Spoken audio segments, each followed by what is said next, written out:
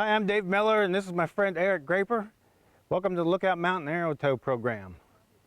Since 1985, we've taught thousands of pilots to fly hang gliders behind the tow plane on days that leave foot-launch pilots stuck on the ground. Aerotowing also allows pilots unable to go through the foot-launch training due to a physical disability to enjoy the thrill of free flight. Okay, if you want to learn to aerotow, you come to the right place here at Lookout. This video is designed to provide information on procedures followed in order to expedite the aerotow instruction process and get you in the air as safely and quickly as possible. Dave will be presenting information on ground procedures and aerotow etiquette.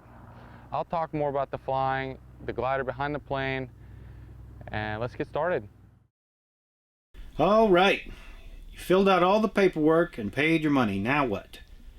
The first thing you need to do is contact the pro shop and get on the student's schedule. We allocate our tow pilots and aerotow instructors based on the scheduled student load. So if you aren't on the schedule, we don't know you're coming. And you'll have to wait for everyone who is on the schedule to go up before we can take you. And if we run out of daylight or the conditions get bad, you'll be out of luck. So every time you want to take an aerotow lesson, make sure you call and get on the schedule.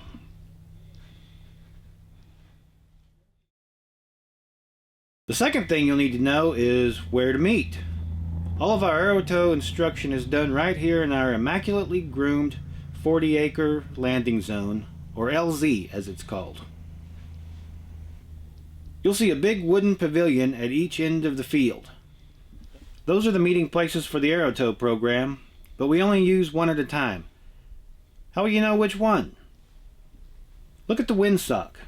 We always take off into the wind, so the small end of the windsock will point to the end of the field we are using.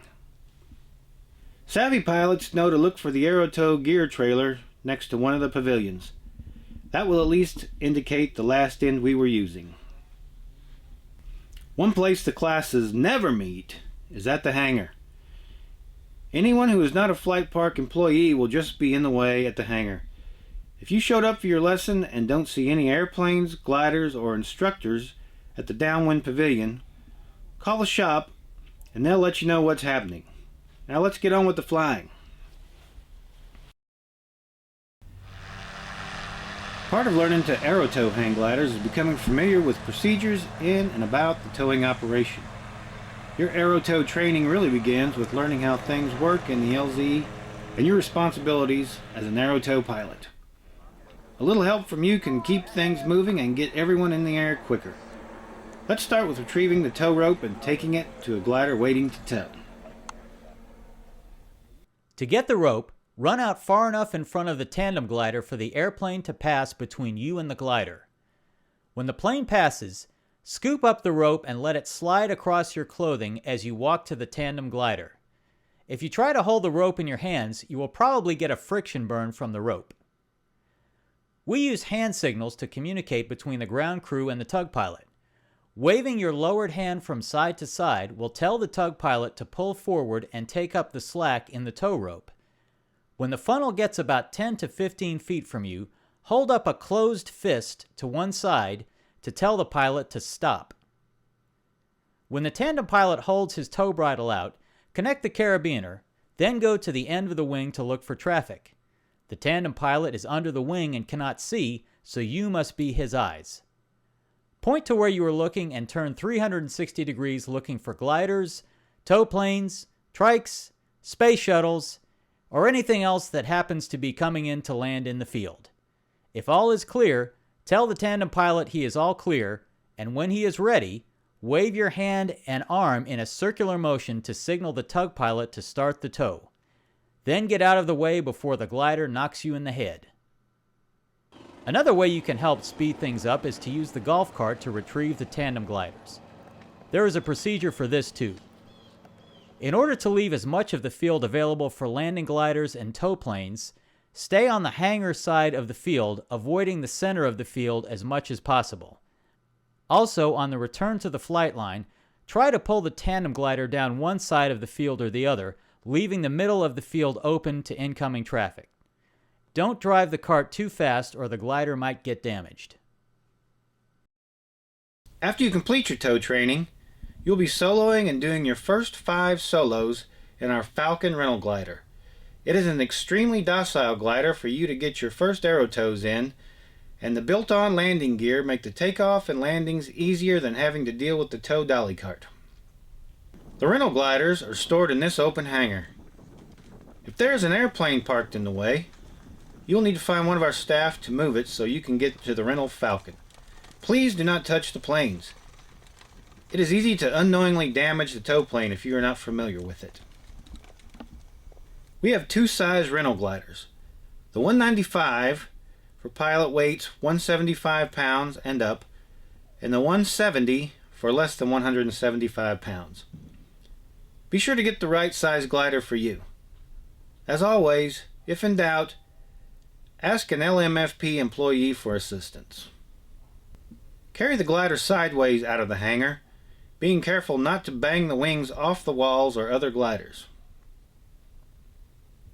When you get outside the hangar, hook the glider's base tube strap to the carabiner mounted on the back of the golf cart. Tow the glider down the side of the field so as not to block traffic, and be sure to watch the glider over your shoulder to make sure it doesn't try to start flying behind the cart and bang its wingtips off the ground. Remember, you are responsible for any damages from the time the rental glider leaves the hangar until it is returned, so be careful with it. Once you've reached the setup area at the end of the field, unhook the glider from the cart and turn it quartering into the wind. Leaving an unattended glider facing into the wind is extremely dangerous. A gust of wind could easily flip the glider and damage it, along with that brand new, super expensive topless glider set up right behind it. Try to remember that the LZ is an operational airport. Pay attention to how things are done and help out whenever it's appropriate.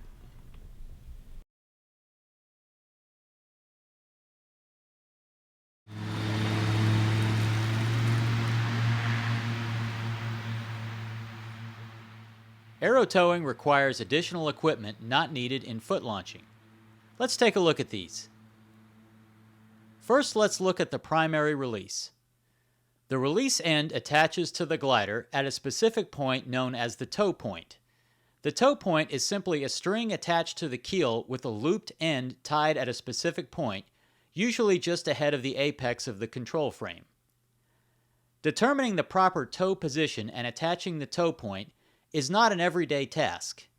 If your glider has not been set up with a tow point, get help from our staff.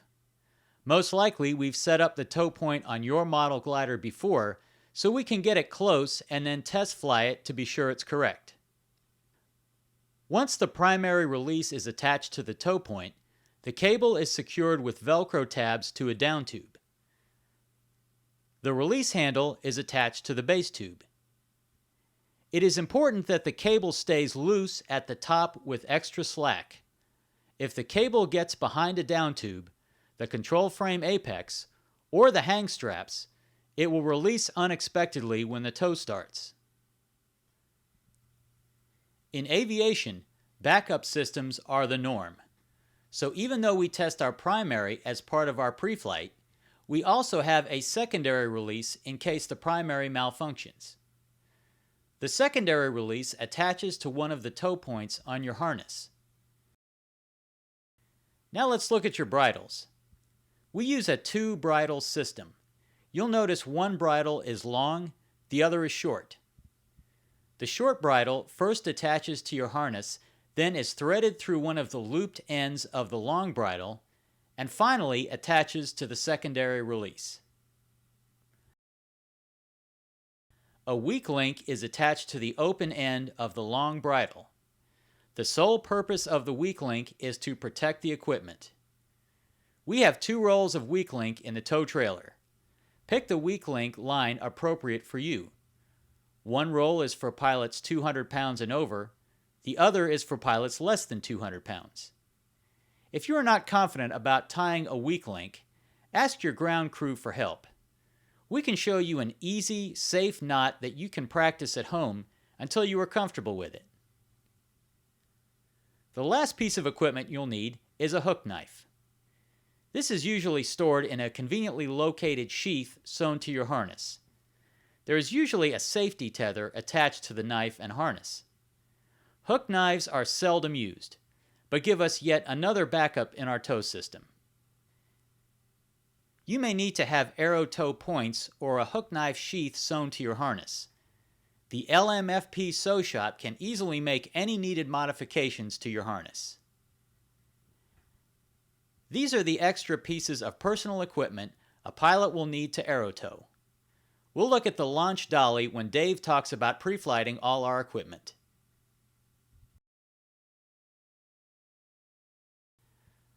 The next thing you'll want to do is pre-flight all of your equipment. Let's start with the glider. You will want to pre-flight your glider every single time you set it up.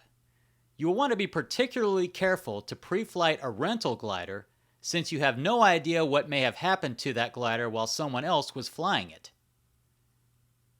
After you've pre-flighted your glider and declared it airworthy, you need to do the same with the rest of your equipment. Again, be super careful with any rental equipment. There's no telling what someone else may have done to it. We suggest you purchase your own equipment as soon as possible, but rental or personal, pre-flight your equipment as well as your glider. Check out your helmet. Make sure the throat latch is in working order and check for any damage. Even if it is your personal helmet, it could have accidentally been dropped or somehow damaged without you knowing it. Next, pre-flight your harness. Check all the lines for wear and double-check the knots attaching the lines to the harness. Make sure the leg loops are routed through the hardware. Lay it down and pick it up by the carabiner to see if the lines are all straight. Make double sure your parachute pins are in place and inserted all the way.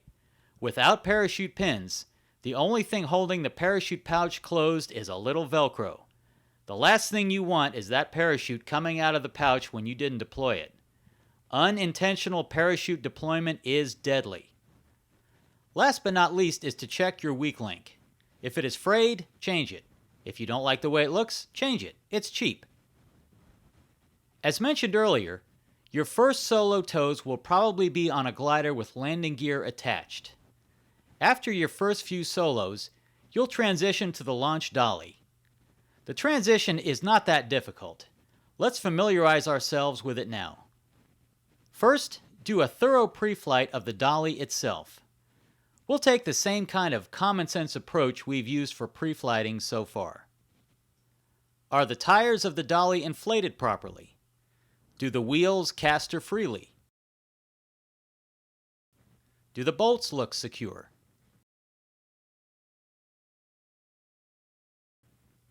Let's load a glider on the dolly. Pick up the glider and approach the dolly from one side. If you have wheels on your base tube, position the dolly cradles so that they will rest just inside of the wheels, trying to center the base tube in the dolly. The glider's keel should rest in the support at the rear of the dolly. Make sure enough of the keel extends past the support so the keel won't fall off the support inadvertently. The glider's angle of attack on the dolly is important. Our carts are usually adjusted to fit a wide variety of gliders. If you're unsure about your glider's angle of attack on the cart, we have a gauge you can use to check it. Ask a flight park employee for help. Okay, you've declared everything airworthy and climbed into your harness and helmet. Time to hook in. Open the carabiner gate and hook it through the main and backup hang straps. Screw the locking barrel shut. Let's take a second and test the primary release. Hook the weak link into the release, put some tension on the bridle and try the release. Now you're ready to get into the tow line. Until you are in your equipment and hooked in, you are not ready to go and do not belong in the tow line. You will just be in the way. Be polite to your fellow hang glider pilots and be ready to go when you get in the line, and especially when it's your turn to go. Have your tow ticket out and ready to go. No tow ticket, no tow. Period. We can sell you a tow ticket if you need it. When it's your turn, pull your glider up to the flight line, lay down and do a hang check. Think the 5 C's. Crotch, which is the leg straps, clearance, chin straps of your helmet, and double check the gate of the carabiner is closed and locked. Clips on the parachute pins, and nothing dangling to catch the cart. Now when the ground crew brings you the rope, you are ready to go.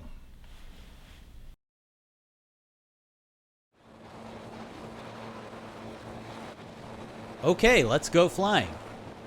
Once the ground crew gives you the all clear, wave your hand in a circular motion to signal the tug pilot to go. The tug pilot will signal back, "Here we go," by wagging his elevator up and down.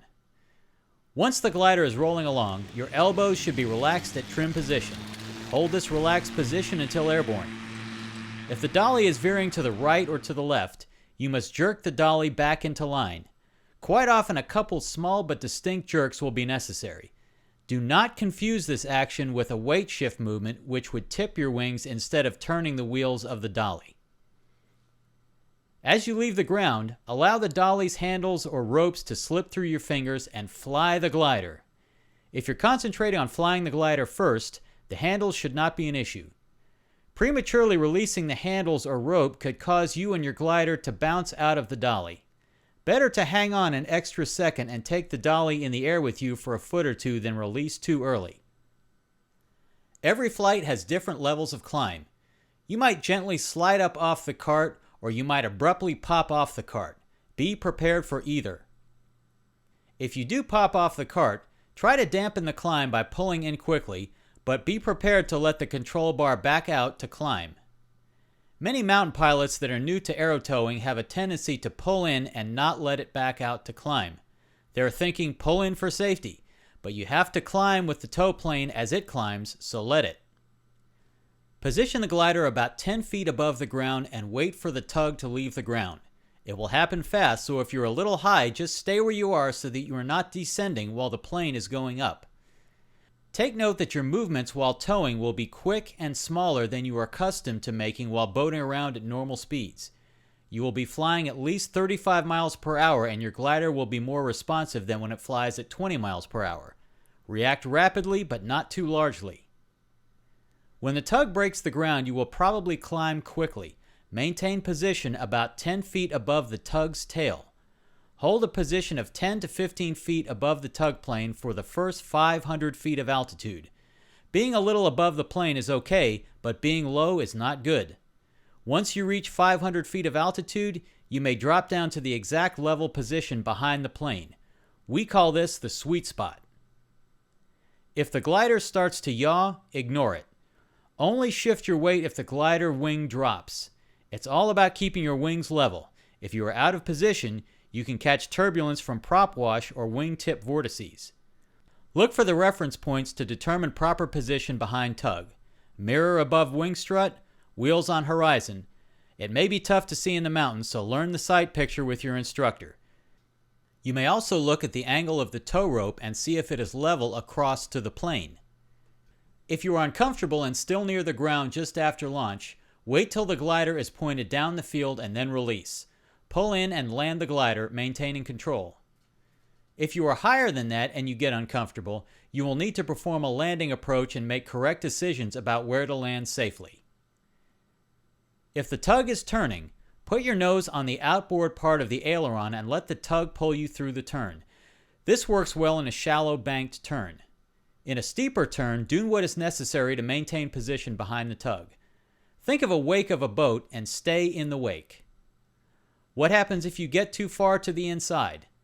Like a water skier, if you get too far to the inside, then you will get too slow and your glider will start to lose altitude while the tug plane keeps climbing. What happens if you get too far to the outside? Like a water skier, if you get too far to the outside, then your glider will whip around and get too fast and you will gain altitude and climb too high on the tug plane. During your training, you will diamond the wake. Similar to boxing the wake in sailplane training and practice, this exercise will allow you to explore the edge of the wake and the cone of safety. In smooth air, you will have a larger cone of safety than in rough air. This exercise allows you to go to the upper toe limit, the lower toe limit, and the sides with an instructor. You will then see the position firsthand and understand and experience the limits on how far out of optimum toe position you can fly. Remember, if you find that you have exceeded the limits and have difficulty getting back in position, you should release. On tow, one situation we want to avoid is a lockout. A lockout is an accelerating turn away from the tug. If you are entering a lockout, your only option is to release. There's no point trying to hold on and save it. That would be dangerous. Generally, if the rope is getting close to touching your nose wire, then you are close to lockout. Release immediately. Remember, lockouts are always preventable. Just release. One more point. It is not acceptable to push the bar out to make the nose climb while on tow. If you want the nose to climb, see if you can let the bar out, and it should climb automatically if the tow point is set correctly. If you have to physically push out on the bar, you are in jeopardy of breaking the weak link or the rope. This would put you in a whip stall. Once you are at altitude, the tug pilot will signal you to release. The first thing you should do is pull in on the control frame to lower your nose, then release from tow. Remember, when attached, you are being pulled up. Then when releasing, you must lower the angle of attack so you don't have too high of an angle. If you don't do this, you will stall.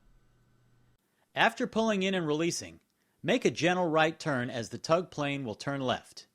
Don't do a 360 or you may turn all the way back towards the plane. Get your bearings, locate the LZ, roll up your bridle and tuck it into your harness, and enjoy your flight.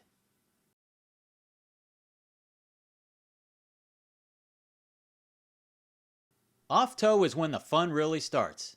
However, there are 4 very important procedures to follow when training at Lookout Mountain or flying LMFP's equipment. Let's go over them now. Number 1. Always stay within the 45-degree cone around the LZ. That is to say, picture an upside-down cone extending up and out from the LZ at a 45-degree angle in all directions and stay within this area. As long as you stay within the 45-degree cone, you will always be safely within range of the LZ. You should also always be aware of the wind direction. Take note that you should adjust your 45-degree cone toward the direction of the wind, since the glider will not cover as much ground when flying into the wind. For example, if the wind is blowing from the northeast, you should adjust or tilt the cone toward the northeast. If the wind is blowing from the southwest, adjust your cone accordingly. Number 2. Always use the standard approach pattern to the field that you use from off the mountain. Just like a mountain flight, you will box the field to get to approach altitude, then perform a standard downwind base and final like you have been taught.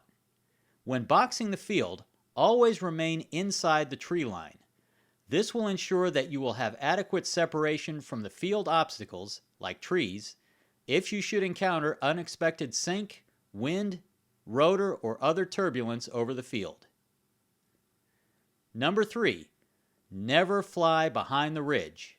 That is to say, no matter how high you are, always stay in front of the launch ramp and never go behind the road that runs on top of the ridge. It is important to learn your glider's characteristics out in front of the mountain where there is limited risk. On many days, behind the ridge you will find strong sink, which will push you down quickly, as well as headwinds which will force you even further back behind the ridge. The combination of sink, headwind, and nothing on the ground except trees and water is a risky combination that will leave you with no options. If you get behind the ridge, there is a strong possibility that you may not make it back to the front of the ridge. Your glide is good going downwind, but poor when flying into the wind. This is an important skill which needs to be learned in front of the ridge where the risk is much less. Stay in front of the ridge and never get behind the road while flying LMFP equipment or while flying your own glider. It is very deceptive how quickly you can put yourself in a position where all the options are bad and where you cannot penetrate to the front of the ridge. Number 4. Plan your flight and follow your plan. Make a flight plan for every flight and go over this flight plan with your instructor to ensure that it is appropriate for the conditions and your skill set. Follow your plan. Your ability to follow your flight plan is what will earn you the opportunity to continue flying. These are the rules and guidelines which must be followed when using Lookout Mountain Flight Park's equipment. Always stay within the 45-degree cone. Use the standard landing approach pattern to the field. Never get behind the ridge. And plan your flight and follow your plan. Again, it is necessary to accurately follow these safety rules and your flight plan to earn the opportunity to continue flying. If for some reason you are having difficulty following the rules or flying your flight plan, you will need additional instruction. Ensure that you and your instructor are on the same page with your flight plan prior to takeoff. This is your responsibility. You must be able to demonstrate flight proficiency as well as the planning and rules of flight. Your safety depends on your development of proper judgment and exercising this judgment.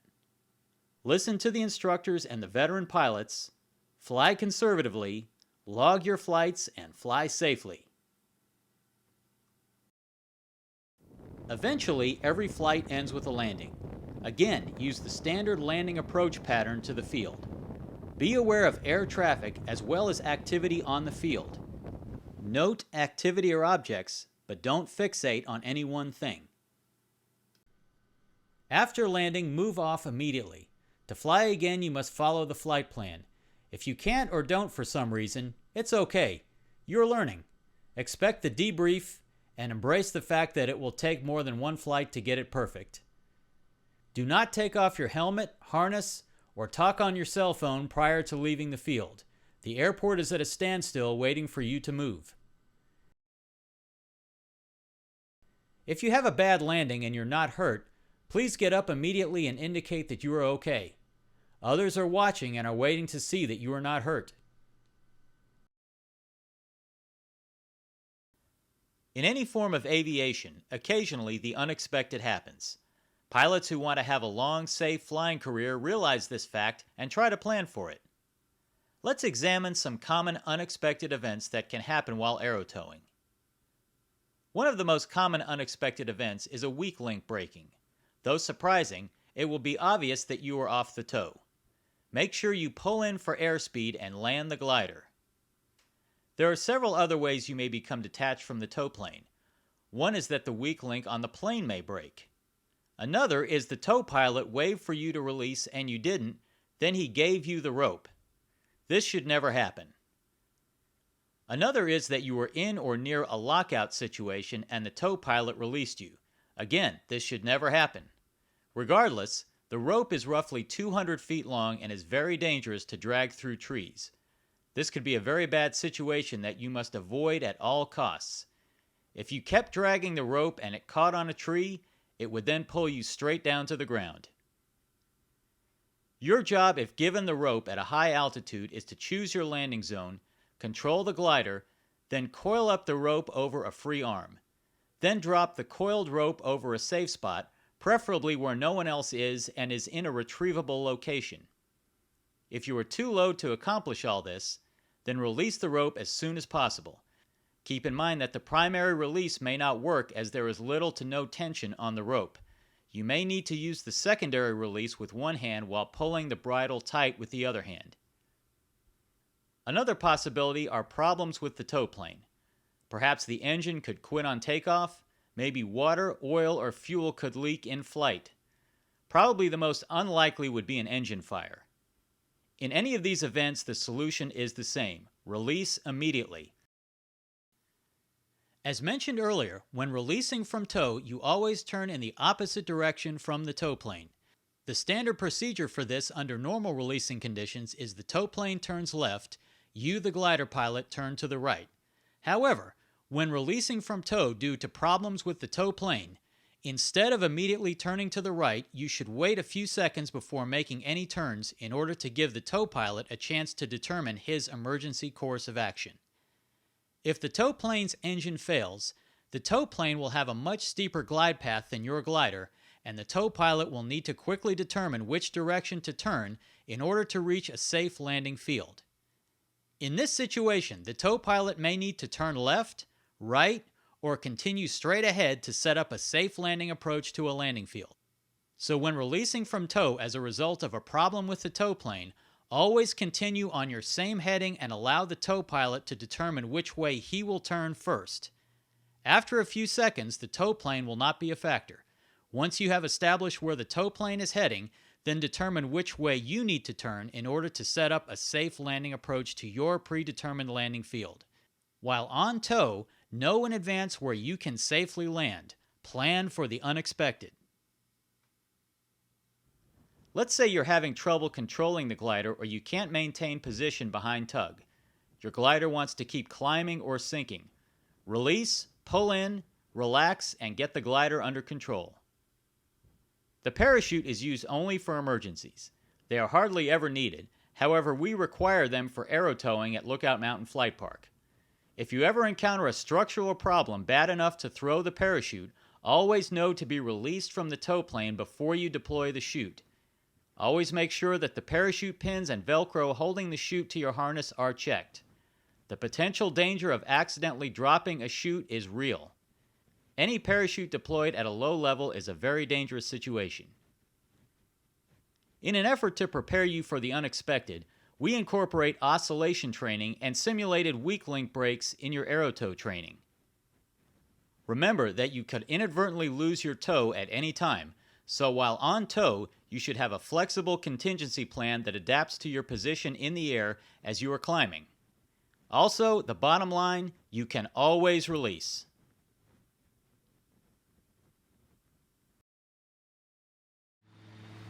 We hope that this video has been informative for you. Lookout Mountain Flight Park has a commitment to successful, safe training practices. Aerotow training has proven to be a useful skill to have in a pilot's quiver. Learning to fly the glider behind the tug will make you a better pilot as well as give you a wider window of opportunity to experience the joy of free flight. We hope you will become a safe Aerotow pilot with us. Come fly with us! Woo!